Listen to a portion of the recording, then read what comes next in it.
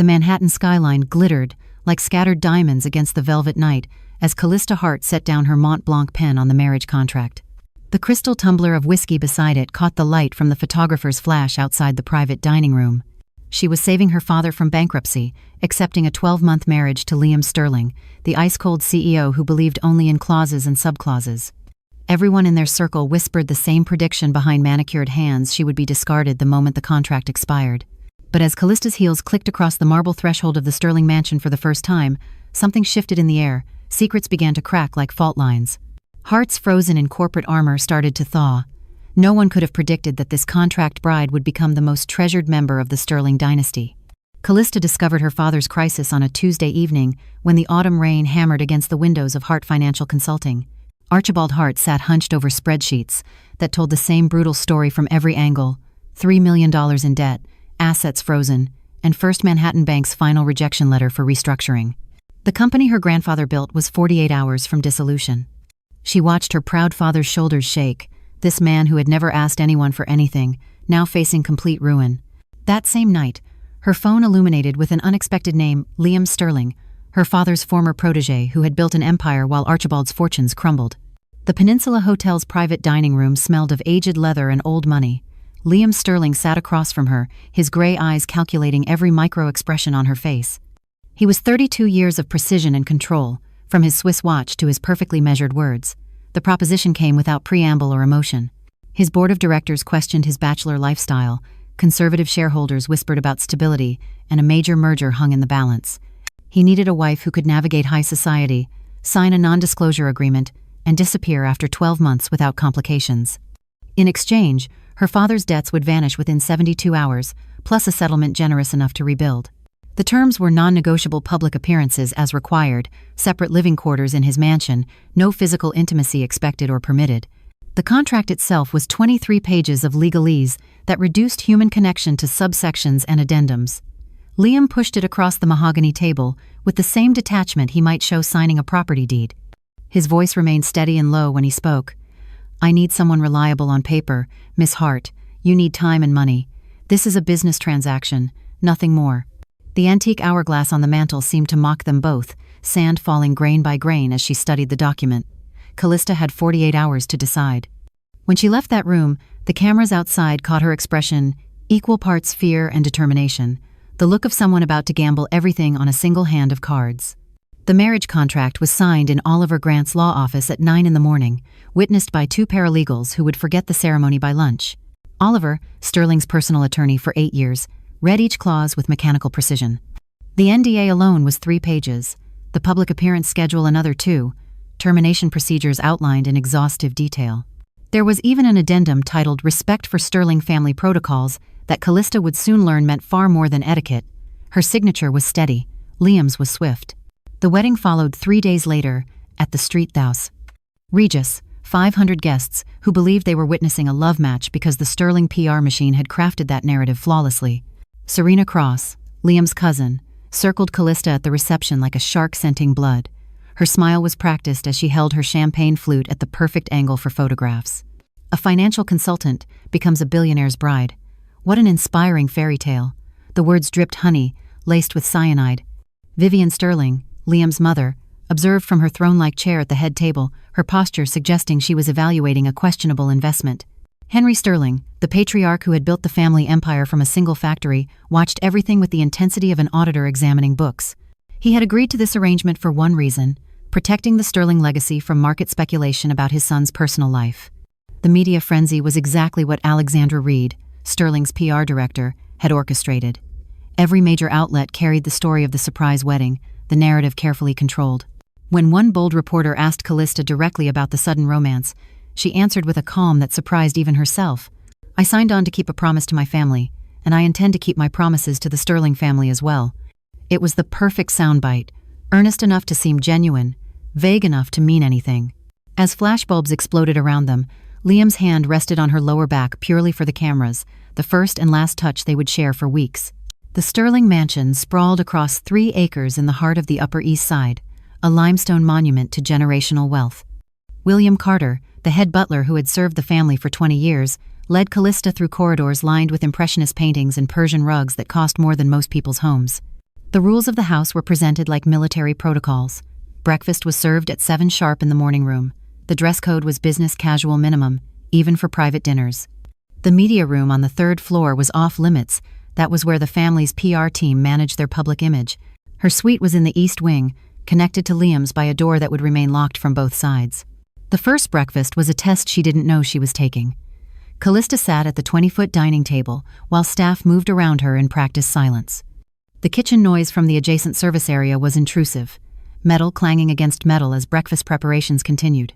When she suggested to William that installing sound-dampening panels would improve the dining experience, he paused mid-pour of her coffee. It was a practical observation, delivered without criticism of his management. The junior staff, usually invisible to Sterling family members, began to notice this new Mrs. Sterling, who said please and thank you, and remembered their names by the second day. Serena noticed too, her perfect mouth tightening when she overheard a maid mentioning that Mrs.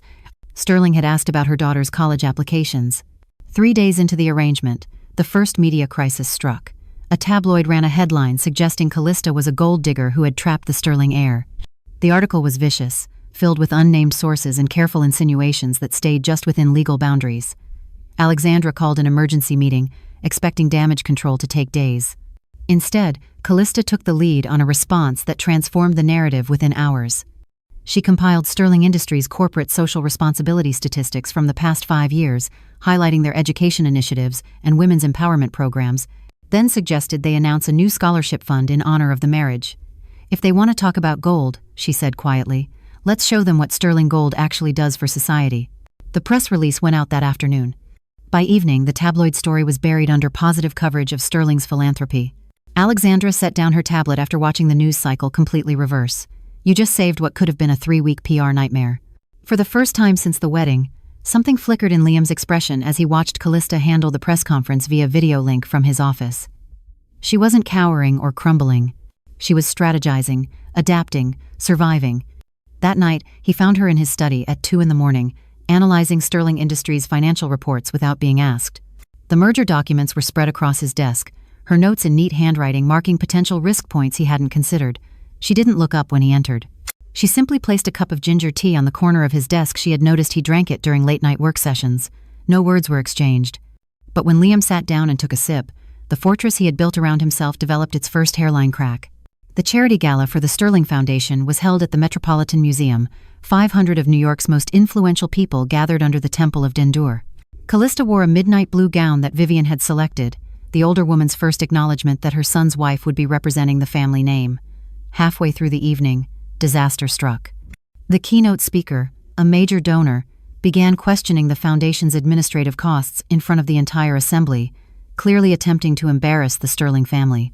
Liam was in the middle of merger negotiations in another room. Henry was managing other board members. The silence stretched uncomfortable beats as guests waited for someone to respond. Callista stepped forward with the grace of someone born to this world, though she wasn't. Her voice carried across the classical acoustics of the space as she broke down the foundation's operational efficiency, comparing it favorably to similar organizations, then smoothly transitioned into a story about a scholarship recipient she had met that week, a first-generation college student now heading to medical school.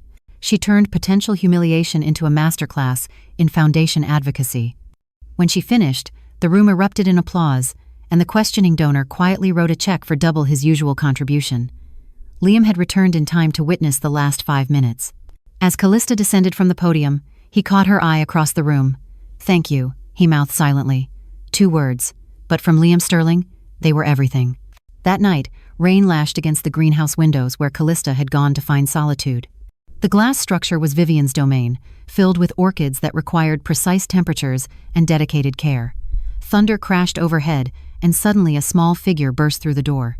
Louisa, Henry's 8-year-old granddaughter from his eldest son, was sobbing with terror. The child barely knew Callista, but fear made her desperate for any comfort. Callista gathered the girl into her arms without hesitation, wrapping her own shawl around those small, shaking shoulders. She told stories about brave flowers that danced in storms, about rain being the sky's way of singing lullabies to the earth. Louisa's sobs quieted to hiccups, then to peaceful breathing as she fell asleep against Callista's shoulder. Vivian stood in the doorway, having come to check on her orchids. She watched this contract bride, this stranger, who was not quite stranger anymore, hold her granddaughter with genuine tenderness. For 20 minutes, Callista didn't move despite her arm growing numb, unwilling to wake the sleeping child. When William arrived to carry Louisa to bed, Vivian approached. She didn't speak, but she adjusted the shawl that had slipped from Callista's shoulders, her touch gentle. It was the first maternal gesture she had offered. In the language of the Sterling family, where emotions were currency rarely spent, it was a fortune. Everything unraveled with an encrypted email that arrived on a Wednesday morning. The message contained what appeared to be a scanned copy of the marriage contract, with key sections highlighted: the 12-month term, the financial settlements, the termination clauses. Within hours, it was in the hands of 3 major journalists. Damien Cross, Sterling Industries' primary competitor, had orchestrated the leak through intermediaries, timing it perfectly with Sterling's crucial energy fund acquisition. The scandal exploded across financial news channels. Stock prices wavered. Board members demanded explanations. The authenticity of the document was questionable. Certain details were wrong, suggesting it was a sophisticated fake, but in the court of public opinion, doubt was enough to cause damage. Serena's involvement was subtler but equally vicious. She had manipulated household staff to photograph Callista's private calendar, selling the narrative of a gold digger counting down days to her payday. She fed gossip to society bloggers about Callista shopping for apartments, already planning her post-divorce life. The combination of Damien's forged documents and Serena's personal attacks created a perfect storm. The morning the scandal broke, Callista stood in the media room watching her reputation destroyed in real time across 15 screens. Her father called, anguished and apologetic for putting her in this position. Her mother was in tears. Friends from her former life sent messages of shock and sympathy, believing the worst. The emergency board meeting was called for 8 that evening. Henry Sterling sat at the head of the conference table, his expression carved from granite. The board wanted immediate action: activate the termination clause, pay the settlement, minimize losses. Every hour she remains connected to this family costs us market value, one member stated flatly. Callista waited outside the boardroom, listening to her fate being decided by people who saw her as a line item to be eliminated. Through the frosted glass, she could see Liam's silhouette. He stood perfectly still as the board voted. He didn't defend her. His silence was louder than any accusation could have been. Something in Callista's chest shattered, but her spine remained straight. She had survived her grandfather's death, her father's near bankruptcy, and now she would survive this. Before the board could formally request her departure, she made the choice herself. In Vivian's study, she placed her wedding ring in its original velvet box. Her voice remained steady as she spoke. I don't want to become a burden to your family. The contract can be terminated without penalty. I'll sign whatever Oliver prepares. Vivian's hand trembled slightly as she accepted the ring, but her expression revealed nothing. Callista packed a single suitcase, leaving behind the designer clothes and jewelry that had never felt like hers anyway. The rain that night was torrential, matching the storm of media coverage. As her taxi pulled away from the Sterling mansion, photographers captured what they thought was the end of the story: the contract bride fleeing in disgrace. But Callista had done something none of them expected. Before leaving, she had spoken to a single reporter, someone Alexandra had once described as having integrity. Her statement was brief, but devastating in its dignity. I entered this arrangement to save my family's honor. I'm leaving it to preserve my own. The truth about contracts is that they're only as valuable as the character of the people who sign them. The video went viral within hours. Public sentiment began to shift. The comment sections, usually cruel, filled with unexpected support. She hadn't played victim or villain. She had simply stated her truth and left. While Manhattan gossiped and stock prices fluctuated, Alexandra Reed and Oliver Grant worked through the night in a conference room that smelled of cold coffee and determination. They had been friends before they were colleagues, united now in their belief that something was fundamentally wrong with the scandal's narrative. Alexandra pulled apart the leaked document with forensic attention. The metadata was the first clue. The creation date was 3 days after the actual contract was signed, impossible if it were genuine. The scanner's signature contained digital artifacts consistent with a specific model used by Cross Industries. Oliver accessed security footage from the Sterling mansion, frame by frame, timestamp by timestamp. They found what they were looking for at 3:14 a.m., 2 nights before the leak. Serena's keycard accessing the media room, where confidential family documents were stored. William Carter, the butler who had served the Sterling family with quiet devotion, made a decision that went against every protocol he had followed for 20 years. He brought them a USB drive containing his personal observations, documented because he had learned to protect himself in a household where power played dangerous games. The drive contained security footage from multiple angles, showing Serena meeting with a known associate of Damien Cross in the mansion's service entrance. Money had changed hands. Documents had been photographed. The evidence was overwhelming and undeniable. But it was Liam who discovered the most damning piece of truth, and the most personally devastating. In his home office, while searching for the original contract to compare against the forgery, he found a folder Callista had created. She had labeled it simply 12-month goals. Inside were detailed proposals for sterling family initiatives, educational programs for underprivileged students, financial literacy courses for women, sustainable business practices that could set industry standards.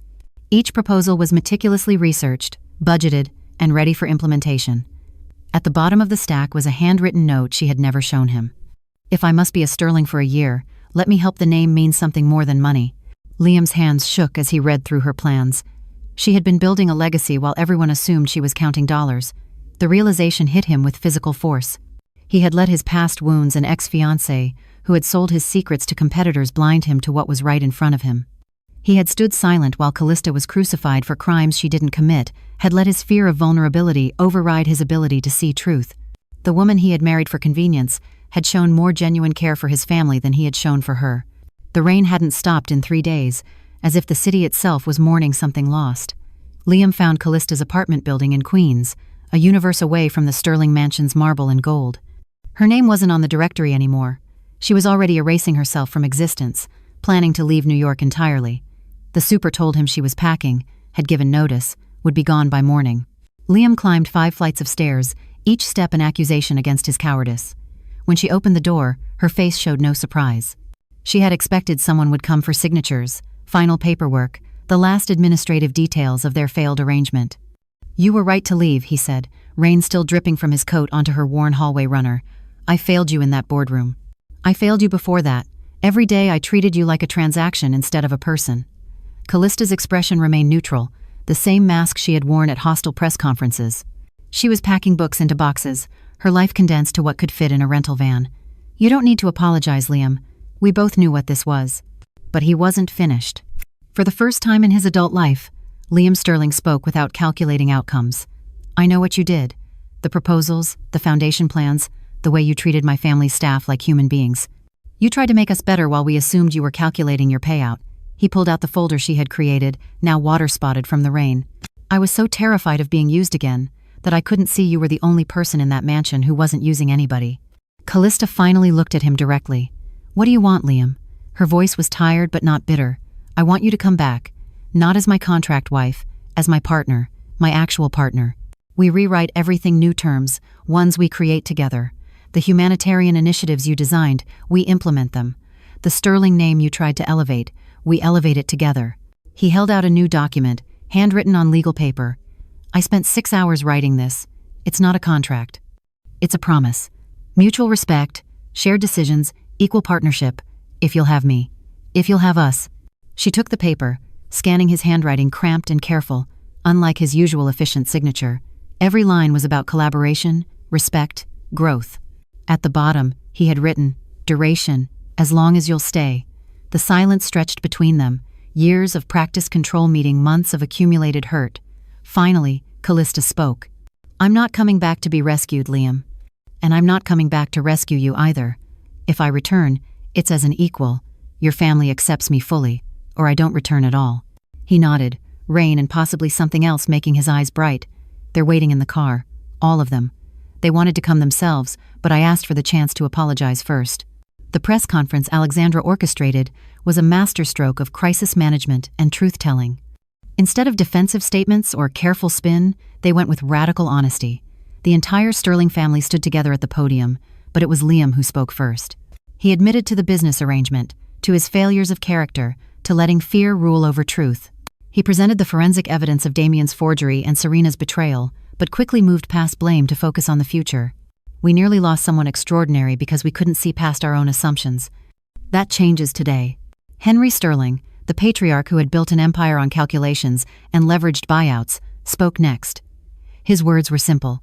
"I've spent 60 years believing that protecting wealth meant protecting my family. Callista Hart taught me that protecting family means something entirely different." He announced the Hart Sterling Foundation, with Callista as its director, funded with $50 million of his personal wealth. The initiative would focus on financial literacy for women, support for family businesses facing bankruptcy, and educational opportunities for first-generation college students. The response was seismic. Within hours, 3 major companies pledged matching funds. The stock price, which had wavered during the scandal, shot up 5%. But more importantly, something fundamental shifted in how the Sterling name was perceived. They had transformed from untouchable billionaires to a family that could admit mistakes and grow from them. Damian Cross faced SEC investigation for market manipulation. Serena was formally removed from all family trusts and positions. She left New York the same night, her social capital spent. The private family dinner a week later was unlike any meal the Sterling mansion had ever hosted. The formal dining room was abandoned for the kitchen, where Callista taught Vivian her grandmother's soup recipe while Henry played chess with Louisa. The child had made Callista a bracelet from bright plastic beads, each one selected with 8-year-old intensity. "So you'll stay forever, Auntie Callie," she said, tying it around Callista's wrist with multiple knots. Vivian watched her granddaughter claim this new family member and added her own claim. "I was wrong," she said simply, chopping vegetables with precise movements. "I thought strength meant never bending. You showed me it means knowing when to be soft." Later, Henry found Callista in his study, reviewing foundation proposals. Without ceremony, he handed her an antique key. "This opens the family archives," he explained. "Every document, every decision, every secret we've guarded for 3 generations. The family's real treasures aren't in bank vaults, Callista. They're in trust. And you've earned ours." The key was heavy, brass-worn smooth by decades of use. It was more than access, it was acceptance, complete and unconditional. William, the butler who had watched the Sterling family for 2 decades, made his own gesture. He brought Callista tea in a cup he had never served to anyone else. Liam's grandmother's china, stored away since her death 10 years ago. "She would have liked you," he said quietly. She believed in building bridges, not walls. The household staff, who had suffered under Serena's casual cruelty and previous family members' indifference, found their own ways to show loyalty. Fresh flowers appeared in Callista's office daily. Her favorite coffee was always perfectly timed. Small kindnesses that said what words couldn't she was theirs to protect now. The real transformation was in Liam. The man who had measured his life in contracts and clauses began leaving work at reasonable hours. He learned to cook badly because Callista mentioned missing simple dinners without formal service. He read every proposal she wrote, engaging with ideas instead of just numbers. One evening, she found him in the greenhouse with Louisa, learning to care for the orchids, his expensive suit forgotten as he knelt in potting soil. "Vivian says they need patience," he explained, dirt under his manicured nails. "I'm learning." The sunset painted the greenhouse in shades of amber and gold, the same light that had witnessed Louisa's thunderstorm tears months ago. Now it illuminated a different scene entirely. Liam had asked everyone to leave them alone, even William, who had served as witness to every significant Sterling moment for 2 decades. The space smelled of earth and growing things, Vivian's orchids reaching toward the light. He pulled out a document, handwritten on cream paper, not the harsh white of legal contracts. "I wrote something," he said, uncertainty, making him look younger. "It's called the Partnership Addendum." Callista read through his careful handwriting. It wasn't about money or obligations or public appearances. Every line was about principles: listening before deciding, disagreeing with respect, building something larger than individual ambitions. At the bottom, he had written 3 words that had never appeared in any Sterling legal document: love without conditions. He was on one knee before she finished reading, holding a new ring. Inside the band, barely visible, was engraved a single word: treasure.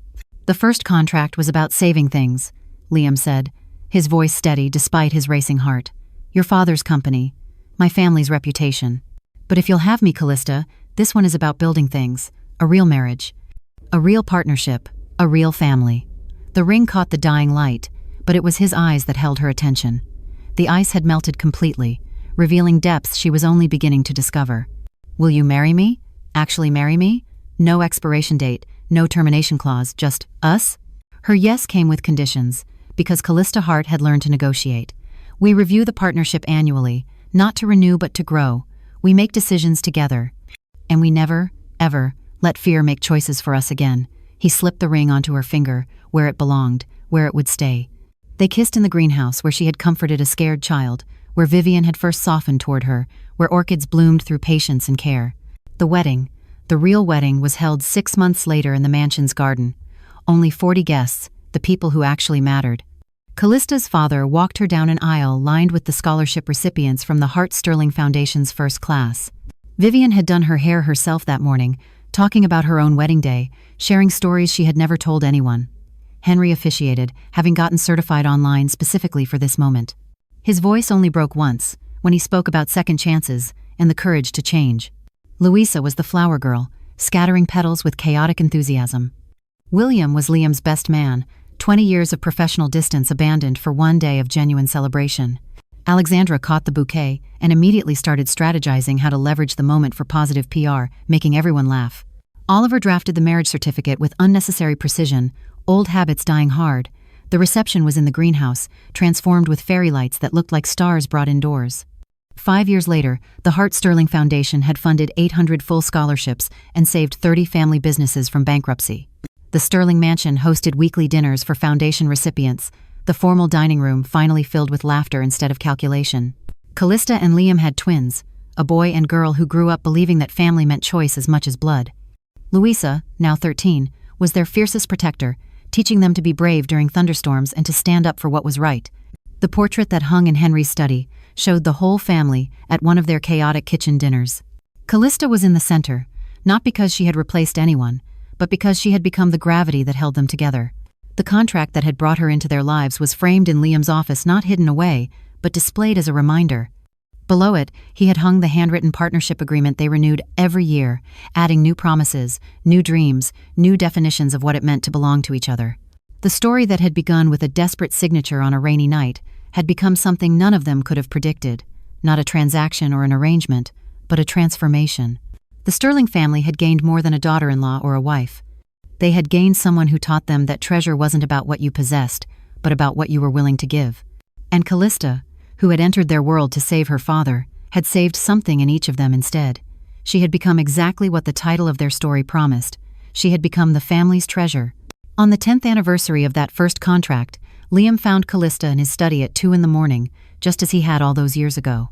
But now she was working on foundation proposals with their daughter asleep in her lap, their son building blocks at her feet.